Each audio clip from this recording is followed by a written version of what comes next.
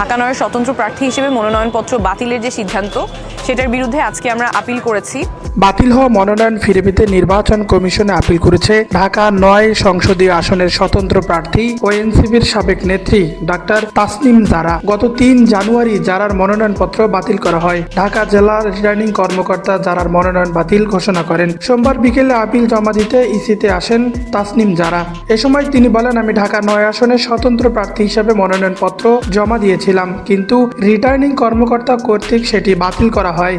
Returning কর্মকর্তার সিদ্ধান্তের বিরুদ্ধে আমরা আজকে নির্বাচন কমিশনে আপিল করেছি, আইনি লড়াই চালিয়ে যাব। তিনি বলেন, নির্বাচন পরিচালনা বিধিমালা ও সংশ্লিষ্ট আইন অনুযায়ী ১০০% ভোটারের লিস্ট আমরা জমা দিয়েছি, সেটা শতভাগ সঠিক। যেসব ভোটার লিস্ট আমরা সংগ্রহ করেছি ইসির ওয়েবসাইটে কাজ করছিল না, যেটার মাধ্যমে আমরা ভেরিফাই করতে পারবো যে তিনি আমাদের এখানে স্বাক্ষর করেছেন, উনি আদতে ঢাকা ৯ আসনের ভোটার কিনা। যার স্বাক্ষর নিয়ে প্রশ্ন হয়েছে, তিনি তার ভোটার আইডি কার্ড ভোটার এলাকা হিসেবে ঢাকা ৯ আসনের কথা উল্লেখ ছিল। যেহেতু আমাদের ভেরিফাই করার সুযোগ ছিল না, সে জায়গা থেকে আমাদেরও সমস্যাটা সমাধান করতে হচ্ছে।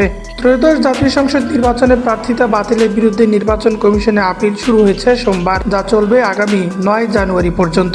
আপিলের জন্য আগারগাঁওয়ের নির্বাচন ভবনে অঞ্চল ভিত্তিক 10টি বুথ স্থাপন করা হয়েছে।